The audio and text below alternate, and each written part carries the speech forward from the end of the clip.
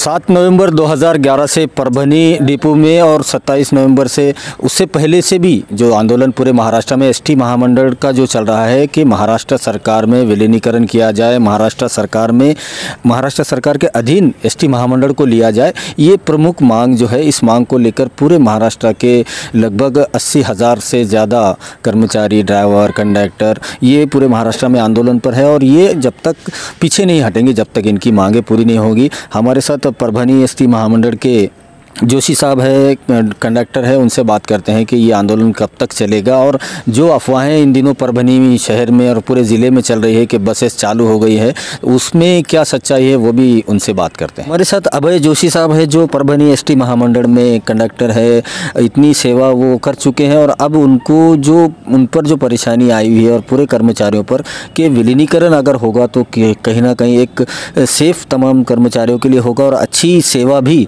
महाराष्ट्र की जनता को मिल सकती है। भाई जोशी से बात करते हैं। जोशी साहेब, काय मागणी आहे तुमची आणि जे सध्या परभणीमध्ये जे चालू आहे की एस टी महामंडळ चालू झालेलं आहे, तर त्याबद्दल काय सांगणार आणि हे आपलं उपोषण कधीपर्यंत चालणार याबद्दल काय सांगणार? आमचं उपोषण आहे ते मागणी आहे, ती मुख्य मागणी जी आहे ती विलीनीकरणाची आहे। त्याच्यामध्ये पहिल्यांदा तर मी सर्व जनतेचे आभार मानतो, कारण त्यांनी आम्हाला हा जो आधार दिलेला आहे सर्वात मोठा, त्याबद्दल आधी मी त्यांची एकदम मनपूर्वक आभार मानतो। आणि दुसरी गोष्ट, जसं परभणीमध्ये सांगितलं जाते की परभणीमध्ये वाहतूक सुरू झालेली आहे अशातला भाग नाही, पण तो 2 ते 3 गाड्या म्हणजे 2 ते 3% प्रमाण आहे। त्याच्यामध्ये काही जो लोक रिटायरमेंट आलेले आहेत किंवा ते मानसिक दडपणाखाली आहेत किंवा त्यांच्या वरिष्ठांच्या जवळचे असल्यामुळे किंवा त्यांचे नातेवाईक त्यांचे कोणी असल्यामुळे हे ज्या गाड्या चालू आहेत त्या गाड्या त्या पद्धतीने त्यांच्या चालवल्या चालू आहेत। आणि परभणीमध्ये 4 ते 5 हे शेड्यूल फक्त चालू आहे, शेड्यूल म्हणजे सुद्धा म्हणता येणार नाही, दिवसातून त्यांचे 2-2 फेऱ्या घेऊन त्यांना सोडून दिलं जात आहे। त्यामध्ये कसं आहे, याच्यामध्ये प्रवासी ज्या पद्धतीनं पाहिजे त्या पद्धतीमध्ये प्रवासीसुद्धा नाही आहेत, त्या प्रवासीसुद्धा आमच्या पाठीमागं पूर्ण क्षमतेनं उभे आहे। त्याच्यामुळं वाहने चालू झाले किंवा एस टी महामंडळ पूर्ण क्षमतेनं चालू झालं, हे जे दावे होत आहेत ते पूर्णतः खोटे आहेत। आमच्या कर्मचाऱ्यांना जे आहेत याच्यामध्ये मुख्यमंत्री साहेबांनी कुठेही त्याच्यामध्ये संभाषण जास्त केलेलं नाही आहे। त्यांनी समोर येऊन या पद्धतीमध्ये लक्ष घालावं अशी मी त्यांना एक नम्र विनंती करत आहे। आणि परत साहेबांनी जे सांगितलं की त्यांनी हत्यारे एवढे मोठे उपसलेत, काही वेळेस निलंबन, काही वेळेस सेवा समाप्ती आणि काही वेळेस काय बदली, आता जे जॉईन होणार त्यांच्यावर सुद्धा कारवाई होणार, हे त्याच्यामध्ये त्यांनी जे आज परिपत्र काढलेलं आहे त्यामध्ये सुद्धा त्यांनी स्पष्ट तसा उल्लेख केला की आम्ही फक्त निलंबन मागे घेतोय, म्हणजे तुम्हाला कारवाईला समोर जावंच लागणार। संविधानामध्ये असं कुठेही लिहिलेलं नाही आहे की ज्या वेळेस कोणताही संप 51% वर जातो त्यावेळेस तो बेकायदेशीर ठरत नाही। त्याच्यामुळे हा संप कायदेशीर आणि आमचा दुखवटा आहे, आम्ही दुखवट्यामध्ये आहेत ते संप समजतात पण आम्ही दुखवट्यामध्ये आहेत। त्यामुळं प्रवासी जनतेला सुद्धा माझी नम्र विनंती की असाच आधार आम्हाला शेवटपर्यंत त्यांनी द्यावा। हमारे साथ महिला आंदोलनकारी है शांता कानेकर जो कि कंडक्टर है इस परभनी डिपो में, उनसे बात करते हैं। कानेकर मैडम, किती त्रास होता है, कारण 34वां दिवस आहे आज परभणीच्या या आंदोलनाला, 36वा काय दिवस आहे, तर एक पगार तर झाली समजा, तर पगार तुमची झाली की नाही झाली काय सांगणार? पगार तर अद्याप झालेली नाही आहे। आम्ही असे तरी उपासमारीचे दिवस काढायच लागलोत।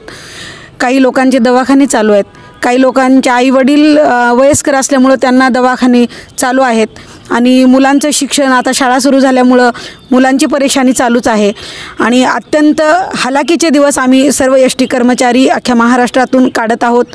तरी पण आम्ही एरवी असं दररोज मरण्यापेक्षा ह्या विलीनीकरण घेतल्याशिवाय आम्ही आता उठणार नाहीत आणि विलीनीकरण जर दिलं तरच आम्ही आजच्या आज कामाला जायला तयार आहेत। आणि साहेब काय म्हणतात, परब साहेब, की बाबा विलीनीकरण हे 12 आठवड्याची मुदत कोर्टाला दिलेली आहे आणि त्या कोर्टाच्या मुदतीमध्ये झालं तर पाहू नंतर, तोपर्यंत तुम्ही संप मागे घ्या। आमचं साहेबांना मला ही अशी कळकळीची विनंती आहे की आमचा हा संप नसून हे दुखवटा चालू आहे आणि या दुखवट्यामध्ये आमचे 52 कर्मचारी आत्महत्या करून शहीद झालेत आणि याची सुद्धा जबाबदारी प्रशासनानं, सरकारनं घेतली पाहिजे।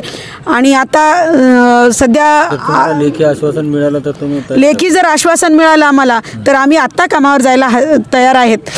आणि प्रशासन सांगत आहे किंवा सरकार सांगत आहे की एस टी महामंडळ आता चालू झालेलं आहे बऱ्यापैकी, पण आमच्या परभणी डेपोतून फक्त 3-4 गाड्या चालत आहेत आणि 1-1.5 महिन्याच्या नंतर या गाड्या चालू आहेत. तर प्रवासी जनतेला मला कळकळीची अशी विनंती करायची आहे की आपला जीव तुम्ही धोक्यात घालू नका, जेणेकरून 1 महिना बसलेले चालक वाहक आज लाईनवर आहेत आणि जर त्यांची मानसिकता खराब होऊन जर अपघात झाला तर तिथं नाहक बळी प्रवाशांची जातील आणि हे नाहक बळीचे पूर्ण याची जबाबदारी सरकारवरच पडेल आणि सरकार या आत्महत्येला किंवा या बळीला जबाबदार राहील. मला एवढी कळकळीची विनंती करायची आहे की बाबा 2-3 गाड्या चालू झाल्यानं 2-3 गाड्या चालू करता फक्त 2-3 शेड्यूल सकाळचे चालतात, फक्त जिंतूर आणि सेलू चालतात.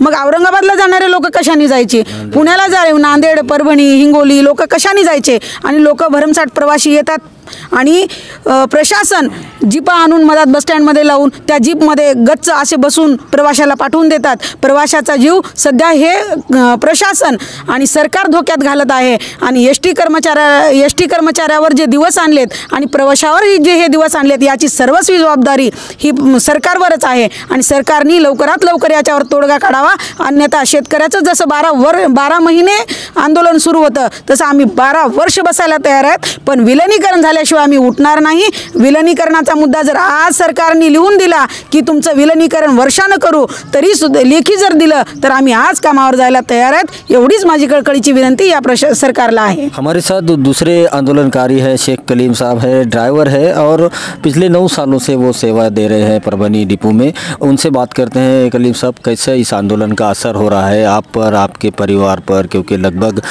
दूसरा महीना होने को आ रहा है, क्योंकि अभी जो महामंडल ने पेमेंट भी नहीं किया है और वो कह रहे हैं कि आप वापस लीजिए, उसके बाद आपका सोचेंगे, लेकिन आप अपनी मांगों पर अड़े हुए हैं जो विलीनीकरण की मांग है, क्या कहें? मैं तो पहली बार हमारे प्रवासी जो है उनका धन्यवाद अदा करता हूँ. यहाँ पे देखो भाई, हम यहाँ पे जो बैठे हुए हैं यहाँ पे हम शौक़ से नहीं बैठे. एक हमारे जो 52 भाइयों ने यहाँ पे जो चले गए, वो इंतकाल हो गया उनका और वो ये दुनिया से चले गए, लेकिन उनके बाल बच्चे आज रोड पे आ चुके हैं, इसलिए हम यहाँ पे बैठे हुए हैं. और दूसरी बात जो है, ये महाराष्ट्र शासन एसटी महामंडल जो है ये तकरीबन 60 साल से चल रहा है, लेकिन इसमें कोई कर्मचारियों के तरफ से कभी कोई ये अच्छा काम नहीं किया जाता है.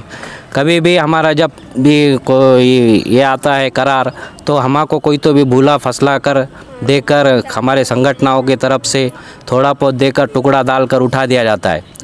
लेकिन आज हमने हमारे सभी भाइयों ने निर्धार ऐसा पक्का कर लिया है कि ऐसी पहली बार हुआ है अपने महाराष्ट्र में कि जो कर्मचारियों ने अपने दिल से एक आंदोलन खड़ा किया था, लेकिन हमारे जो भाई इस दुनिया से चले गए उसके दुख में हम भी उनमें शामिल है.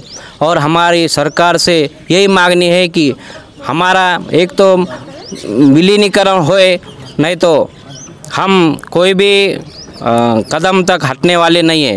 यही हमारी सरकार से गुजारिश है कि हमारा महाराष्ट्र शासन में एसटी महामंडल का विलीनीकरण किया जाए. और हमको धमकियां दी जा रही है कि तुम्हारा निलंबन किया जाएगा, तुम्हारा को सस्पेंड किया जाएगा, तुमको मेस्मा लगाने की कार्रवाई.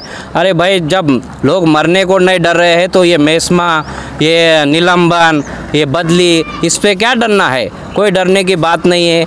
और हम आखिरी दम तक हम यहाँ से नहीं हटेंगे जब तक हमारा महाराष्ट्र शासन में विलीनीकरण नहीं किया जाएगा. इस वक्त मौजूद है परभनी के बस स्टैंड पर, और जैसे कि पूरे परभनी शहर में और ज़िले में एक अफवाह चल रही है कि एसटी महामंडल शुरू हो चुकी है, कुछ गाड़ियाँ चलाई जा रही है. तो हमने भी ग्राउंड रिपोर्ट जानने के लिए परभनी बस स्टैंड का रुख किया और यहाँ पर आकर जो हमने देखा तो यहाँ पर कोई भी बसेस चालू नहीं है. सिर्फ जिंतूर के लिए एक गाड़ी जाती है जो कुछ पैसेंजर लेकर, और सेलू के लिए, तो इसको चालू नहीं कहेंगे, चालू होना उससे कहेंगे जो कि महाराष्ट्र के हर ज़िले में यहाँ से गाड़ियाँ जैसे पहले जाया करती थी वैसे अभी भी अगर जाएगी तब उसे कहेंगे कि एसटी महामंडल चालू हो चुका है। लेकिन यहाँ आंदोलनकारियों की भी हमने मुलाकात की तो वो अपनी जो मांग है विलीनीकरण को लेकर महाराष्ट्र सरकार में उस पर कायम है। लेकिन ऐसे में जो परेशानियाँ मुसाफिरों की हो रही है, जो सफ़र करने चाहते हैं, दूसरे ज़िले में जाना चाहते हैं, यात्री है, उनसे बात करते हैं। काय सांगणार तुम्ही इथं आले, कोणत्या गावाला जायचे, तुमचं काय नाव? सर माझं नाव अतुल जाधव आहे। मला जायचं होतं औरंगाबादला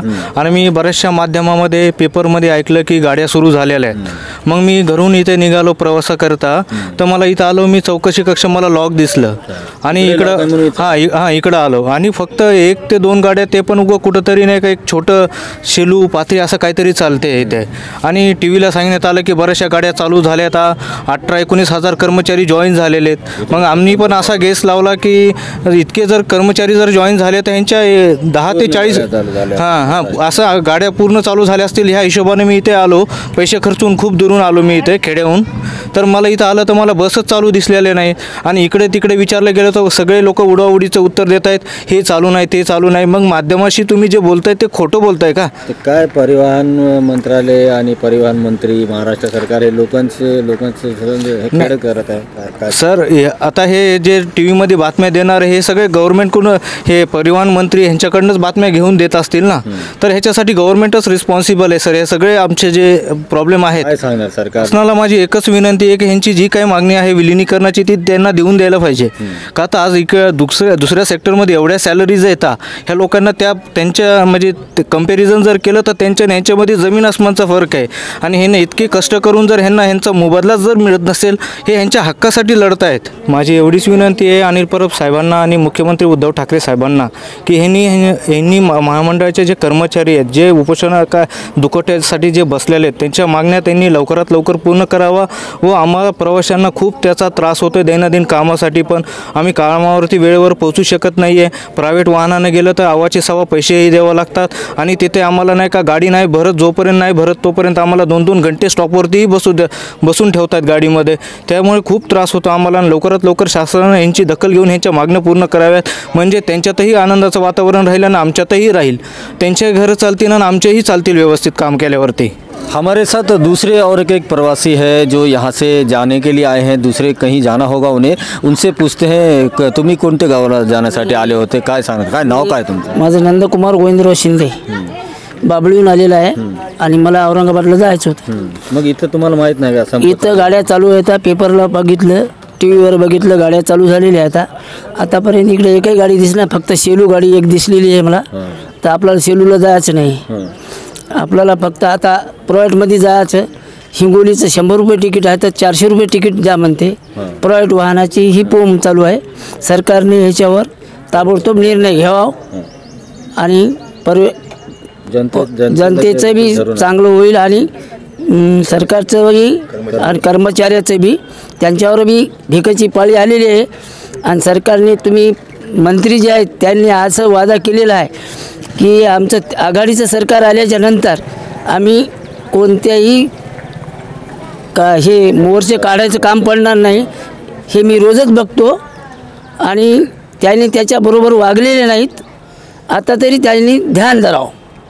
पिछले 34 दिनों से लगभग 7 नवंबर 2021 से ये आंदोलन यहाँ पर चढ़ा है एसटी महामंडल का, और इसके ऊपर पूरे महाराष्ट्र की नज़र लगी हुई है कि ये आंदोलन आखिर कब ख़त्म होगा। क्योंकि इन दिनों जो परेशानियाँ हो रही है वो स्टूडेंट की हो रही है, स्कूल कॉलेज चालू हो चुके हैं और आने जाने के लिए काफ़ी परेशानियाँ हो रही है। कुछ गाड़ियाँ जो अफवाह हो रही थी कि गाड़ियाँ चालू हो गई, लेकिन सिर्फ जिंतूर तालुका और सेलू ऐसे 2 तालुकों को सिर्फ एक गाड़ी जा रही है, बाकी की तमाम जो गाड़ियां हैं वो बंद है। और आंदोलन पूरी अपने जोश पर है, पूरे चरम पर आंदोलन है। और जब तक महाराष्ट्र सरकार में विलीनीकरण नहीं किया जाएगा तब तक ये आंदोलन ऐसे ही चलता रहेगा, ऐसा आंदोलनकारियों का कहना है। और 2017 में भी इन्होंने आंदोलन किया था, लेकिन तब उन्हें ये आश्वासन देकर उठाया गया था कि इनको जल्द से जल्द विलीनीकरण किया जाएगा, लेकिन वो सिर्फ जुमलेबाजी साबित हुई है। लेकिन अब ये जो आंदोलन हो रहा है ये आर या पार की लड़ाई हो रही है। जब तक विलीनीकरण नहीं किया जाएगा तब तक ये आंदोलन ऐसे ही चालू रहेगा। लगभग 52 कर्मचारियों ने अपनी जानें दी है, वो शहीद हो चुके हैं। उनके लिए भी न्याय की लड़ाई लड़ना है। और इन तमाम जो महाराष्ट्र के कर्मचारी है, ड्राइवर, कंडक्टर और कर्मचारी, सबकी ये लड़ाई है और सब मिलकर लड़ेंगे। पूरे महाराष्ट्र में आंदोलन चालू है और ये जब तक विलीनीकरण नहीं होगा तब तक आंदोलन ऐसे ही जारी रहेगा। परभनी से वीडियो जर्नलिस्ट अब्दुल के साथ मैं कलीम कुरैशी।